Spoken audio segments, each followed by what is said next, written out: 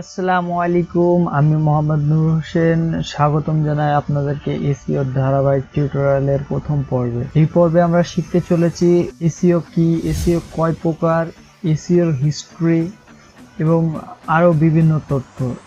এই ভিডিওটিকে অবশ্যই শুরু থেকে শেষ পর্যন্ত দেখবেন। এই ভিডিওর ভিতরে আমি এমন কিছু বিষয়কে তুলে ধরার চেষ্টা করেছি যেগুলি হয়তো আপনার আগে কখনো জানা ছিল না। চলুন শুরু করি। মূল পর্বে যাওয়ার আগে যারা যারা এখনো আমাদের চ্যানেলটিকে সাবস্ক্রাইব করেননি তারা অবশ্যই সাবস্ক্রাইব করে পাশে আসা বেল আইকনটিকে বাজিয়ে দেবেন।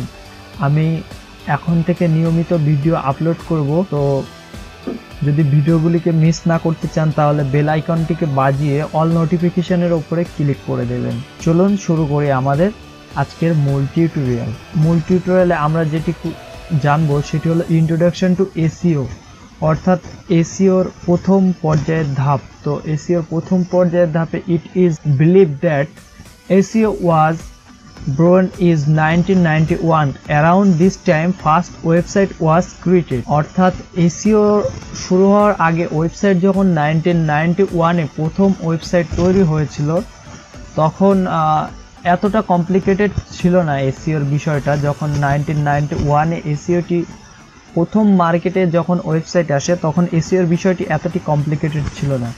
তখন এসইওর এতে যে বিষয়গুলি ছিল সেগুলি এক কথায় বলতে গেলে তোমার কয়েকটি কিওয়ার্ডকে স্পেসিফিকভাবে দিয়ে, অর্থাৎ আপনি আপনার কন্টেন্টে কয়েকটি কিওয়ার্ড স্পেসিফিক ভাবে দিলেই সেখান থেকে কিন্তু এসইওর পার্টটি চলে আসতো। তো তখন এতটা কমপ্লিকেটেড ছিল না যে এসইওর জন্য এতটা কমপ্লিকেটেড বিষয়।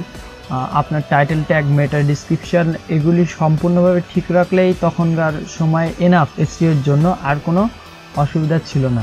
দেন পরবর্তী সময়ে সেটি আপগ্রেড হয়েছে, সেটি আমরা এই বিষয়ে এই ভিডিওতে আমরা বিস্তারিতভাবে দেখব এবং পরবর্তী পর্যায়ে আরও ভিডিও আসবে একদম বিগিনার টু অ্যাডভান্স লেভেলে। আমি আপনাদেরকে এসইওর পুরো পর্যায়ের সিরিজগুলিকে তুলে ধরবো। আশা করি এর ভিতরে অনেক ইনফরমেশন থাকবে, তো ভিডিওগুলিকে মনোযোগ সহকারে দেখবেন এবং পুরো চ্যানেলের প্লেলিস্টটিকে ফলো করবেন। তো এসইওর জন্য আমি এখানে একটা স্ট্রাকচার দিয়েছি যে প্রথম সময়ে যখন ওয়েবসাইট র্যাঙ্ক হতো তো তখন ঠিক এইভাবেই র্যাঙ্ক হতো, যেটি আমি স্ট্রাকচার দিয়েছি। এখানে আমি আপনাদের জন্য একটু ব্যাক করি।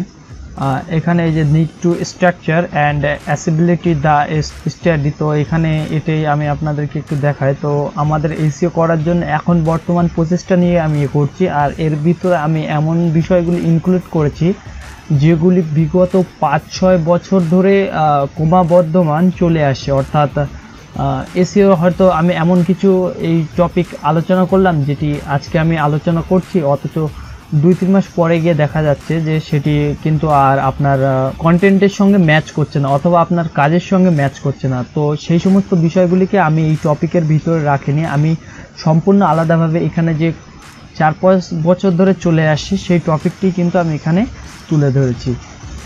ভিডিওটি লম্বা হবে যেহেতু এখানে প্রচুর ক্ষুদ্র ক্ষুদ্র বিষয় রয়েছে যেগুলি তুলে ধরতে হবে এবং যেগুলি আলোচনার মূল কেন্দ্রবিন্দুতে রেখেই আমি আলোচনা করব। তো এখানে আমাদের এসইও করতে গেলে কিন্তু এখন র্যাঙ্কিং ফ্যাক্টর, তো র্যাঙ্কিং ফ্যাক্টর যেটা বোঝায় যে আপনার ওয়েবসাইট আপনারা দেখবেন যে আপনি যদি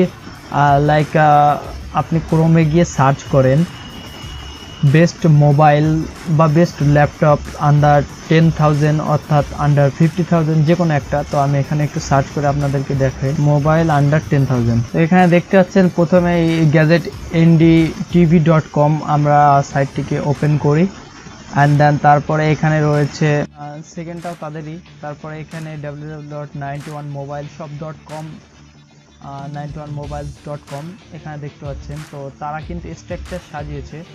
তো এখানে যে বিষয়টি আমি আপনাদেরকে বোঝাতে চাচ্ছি সেটি হলো যে এই যে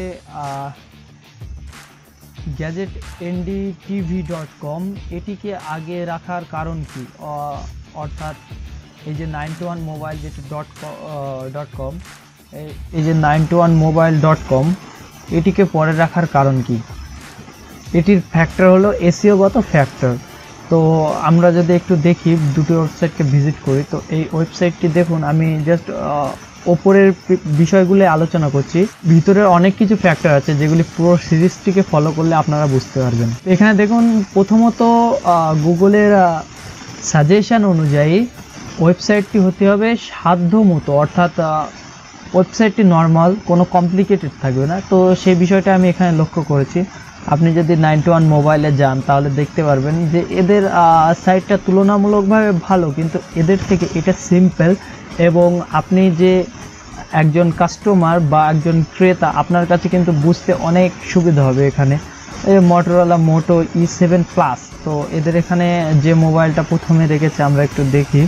এখানে শাওমির একটা মোবাইল রেখেছে, রেডমি 9 প্রাইম, দেন তারপরে আরও মোবাইল রেখেছে, এরা উপস্থাপন করেছে, কিন্তু এটা তুলনামূলকভাবে সিম্পল এবং আরও র্যাঙ্কিংগত ফ্যাক্টর রয়েছে, যার কারণে কিন্তু এই ওয়েবসাইটটির তুলনায় এই ওয়েবসাইটটি পরে রয়েছে। এবং আপনি সার্চ করলে এখানে দেখতে পারেন www.gadget.in, এটা যদি আমরা ক্লিক করি তাও এখানে এই যে মোবাইল ফোনের অফিসিয়াল পেজ খুলে গিয়েছে, অফিসিয়াল পেজ বলবো না, ওয়েবসাইট খুলে গিয়েছে। তো এখানে কিন্তু দেখা যাচ্ছে। তো আমরা আবার আমাদের স্লাইডে ফিরে যাই। তো এইভাবে র্যাঙ্কিং ফ্যাক্টর অ্যান্ড দেন লিঙ্কগত ফ্যাক্টর। লিঙ্কটা ব্যাকলিঙ্কের ভেতরে পড়ে আউটবাউন্ড লিঙ্ক এবং ইনবাউন্ড লিঙ্ক। আউটবাউন্ড লিঙ্ক এই বিষয়গুলি আমি পরে গিয়ে আলোচনা করব। একটি সিরিজ তৈরি করছি, সিরিজের ভিতরে প্রত্যেকটি বিষয় আছে। ওয়েবসাইটকে অপটিমাইজ করতে হয়, অপটিমাইজ করার বিভিন্ন ধাপ রয়েছে, সেগুলি আলোচনা করব। কিওয়ার্ড রিসার্চ, যেটি সব থেকে ইম্পর্টেন্ট, অর্থাৎ আপনি আপনার ওয়েবসাইটের যদি লাইক আপনার দিয়েই যদি ফর এক্সাম্পল ধরা হয়, আপনি সার্চ করছেন বেস্ট মোবাইল আন্ডার 10,000, অর্থাৎ আমি একটা ওয়েবসাইট তৈরি করেছি, কিন্তু আমি সেখানে মোবাইল আপলোড করেছি, সব করেছি, কিন্তু আমি সেখানে কিওয়ার্ড রাখলাম না। অর্থাৎ আমি আপনার সাপোজ পিপল কোয়ারি যেগুলি থাকে, আমি গুগলে গিয়ে আপনাদেরকে দেখাতে পারবো। তো এই যে আমরা নিচে আসি, তো এখানে দেখেন Q&A গুগল, তো এখানে which is the best mobile phone under 10K, অর্থাৎ 10,000 ভেতরে, এরকম পিপল কোশ্চেন। তো এরকম কোশ্চেনের কোয়ারিগুলিকে আমরা মূলত কিওয়ার্ড বলি। আমরা যদি আরও নিচে যাই, এই যে এখানে দেখতে পাচ্ছেন best smartphone under 10,000 in India with good battery, তারপরে এখানে best mobile under 12,000, best phone under 7,000, best phone under 10,000 ND TV, এইভাবে অনেকগুলি ওয়েবসাইট শো করছে। তো এখানে দেখতে পাচ্ছেন যে অ্যারাউন্ড, আমি যদি সার্চ রেজাল্ট দেখি এখানে, তো অ্যারাউন্ড অ্যাবাউট সার্চ রেজাল্ট দেখাচ্ছে 38,500 এরকম, অ্যান্ড দেন 68 সেকেন্ড।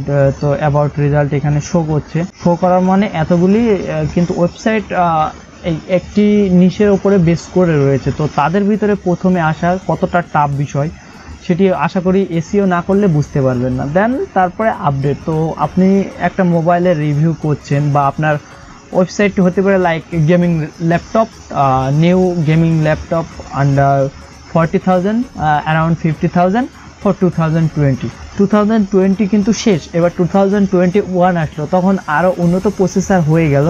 তখন যদি আপনি আপনার ওই ওয়েবসাইটটিকে আপডেটেড না করেন, তাহলে ওটি কন্টেন্ট কিন্তু ব্যাকডেটেড কন্টেন্ট হিসেবে পরিণত হয়ে যাবে। অর্থাৎ কি, আপনার র্যাঙ্কিং ফ্যাক্টরের প্রবলেম দেখা দেবে, সমস্যা পরিণত হবে, এবং আপনার ওয়েবসাইটটি কমে এসে নিচে দিকে নেমে আসবে। আশা করি বোঝাতে পেরেছি আমি এই বিষয়টি। তো আমরা আমাদের পরের স্লাইডে চলে যাই। পরের স্লাইডে আমি এখানে পরের স্লাইডে আসলাম। তো এখানে আমরা প্রথমে আলোচনা করেছি যে 1991-এ যখন ফার্স্ট ওয়েবসাইট তৈরি হয়েছে। তো ওয়েবসাইট তৈরি হলে কি, ওয়েবসাইট তৈরি হয়েছে, but when a year of 2 of 3 year website, many of website coming to the search result, অর্থাৎ অনেকগুলি ওয়েবসাইট তৈরি হয়ে গেছে তার ভিতরে। তো ওয়েবসাইট তৈরি হয়ে গেলে কি তৈরি হয়েছে, সেখানে ওয়েবসাইটও তৈরি হয়েছে। তো লাইক ওয়েবসাইট তো সকলের আর একটি নিশের উপরে বেস করে হয় না, বিভিন্ন নিশের উপরে বেস করে ওয়েবসাইট তৈরি হয়েছে। তো সেই ওয়েবসাইটগুলিকে কি যুক্ত হয়েছে, বিভিন্ন কন্টেন্ট যুক্ত হয়েছে। কন্টেন্ট যুক্ত হওয়ার কারণে ওয়েবসাইটগুলিকে আপনি সার্চ করছেন, আপনার কোয়ারিজ একটি হতে পারে, অন্য আরেকজন সার্চ করছে, তার কোয়ারি আরেকটি হতে পারে। তো সেইভাবে ডিফারেন্ট করার জন্য, অর্থাৎ ভাগ করার জন্য যেটি আসলো, তখন কিন্তু এসইওর ক্রমবর্ধমান চালু হলো। এবং এসইওর জন্য তখনও কিন্তু মার্কেটে গুগল আসেনি। মার্কেটে প্রথম এসছে ইয়াহু, সেটির আমি সালও উল্লেখ করব। দেন তারপরে গুগল কিন্তু আসেনি, গুগলের ইতিহাসটা আমি এবার একটু আপনাদের সামনে আলোচনা করব। তো গুগল আসার পরে রিয়েল গেমটা চালু হয়েছে, দ্য রিয়েল এসইও গেম, অর্থাৎ এসইওর কিভাবে এতটা কমপ্লিকেটেড হয়ে গেল। তো গুগল 1996-এ যখন ল্যারি পেজ অ্যান্ড বিন হলো গিয়ে তাদের প্রথম কলেজ প্রজেক্ট করছিল, তখন কিন্তু গুগলের নামে ছিল না, গুগলের নামটি ছিল তখন ব্যাকরাব। এই যে দেখতে পাচ্ছেন ব্যাকরাব, তখন কিন্তু গুগলের ফার্স্ট নাম ছিল। দেন পরবর্তী সময়ে গিয়ে ডোমেইন রেজিস্টার হয়েছে, ডোমেইন রেজিস্টার হওয়ার পরে তারপরে গিয়ে কিন্তু গুগলে পরিণত হয়েছে, গুগলের ডোমেইন রেজিস্টার হয়েছে, দেন তারপরে গিয়ে কিন্তু গুগল হয়েছে। তাহলে আমরা এখান থেকে কি জানতে পারছি, গুগলের প্রথম নাম গুগল ছিল না, গুগলের প্রথম নাম ছিল ব্যাকরাব।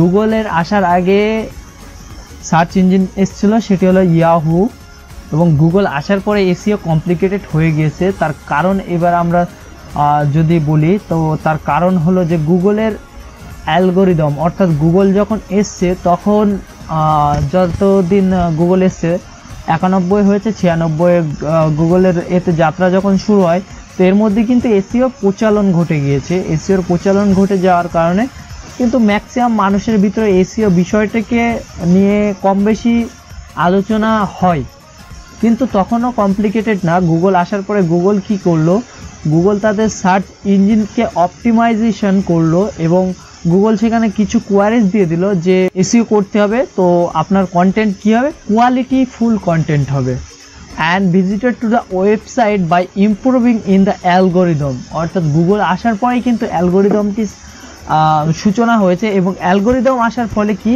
স্ট্রাকচার অনুযায়ী ভাগ হয়েছে গিয়েছে, এবং গুগল এই অ্যালগোরিদম আসার জন্যই Google one of the best popular search ইঞ্জিনে কিন্তু পরিণত হয়ে গিয়েছে।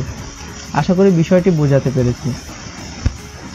তার পরবর্তী স্লাইডে আমরা যাই। যদি টাইপস অফ এসইওর কথা আমি বলি এখানে, তো এসইও মূলত আমরা 3 প্রকারের বলে থাকি, যেটি হলো on page SEO, off page SEO and technical SEO. আর ভয়েস শেয়ার এসইও এটা নর্মালি এটা কোনো প্রয়োজন হয় না, যদি এটির পরবর্তী সময়ে সেরকমভাবে প্রচলন হয় অবশ্যই আমি আমার চ্যানেলে মেনশন করে দেবো। তো আমরা একটু যদি এসইওর পার্টে আসি, তো on page SEO related to the content your website, অর্থাৎ অন পেজ এসইও কোনগুলো বলে, যদি আপনি আপনার কন্টেন্টের কোনো কিছু পরিবর্তন করেন ভিতর থেকে, অন মানে আপনি ভিতর থেকে করেন, তাহলে আপনার পেজের ভিতর থেকে করেন, সেটি কিন্তু অন পেজ এসইও হিসেবে গণ্য করা হবে। তারপরে technical SEO related to the non content element for your website, অর্থাৎ টেকনিক্যাল এসইওর সঙ্গে কিন্তু আপনার ওয়েবসাইটের ভিতরকার বা আভ্যন্তরীণ কোনো সংযোগ থাকে না। টেকনিক্যাল এসইও যেটি থাকে সেটি হতে পারে লাইক দ্যাট, আপনার পেজ স্প্রিট, পেজের অপটিমাইজেশন স্প্রিটটা, ইমেজের এলিমেন্টগুলো বা ইমেজগুলি লোডিং স্প্রিট, এটি কিন্তু টেকনিক্যাল এসইওর ভিতরে হতে পারে। টেকনিক্যাল ইস্যুস যেগুলো সেগুলো সলভিংয়ের জন্য technical SEO. Then off page SEO, এটি দুটি সমন্বয় হতে পারে। Off page SEO typically help strengthen the information and relationship your website has other website, অর্থাৎ কি যদি আদার ওয়েবসাইটের সঙ্গে আপনার ওয়েবসাইটের একটা সংযোগ স্থাপন করতে চান, তাহলে ব্যাকলিঙ্ক একটা, ফর এক্সাম্পল সিম্পল উদাহরণ দিতে পারেন।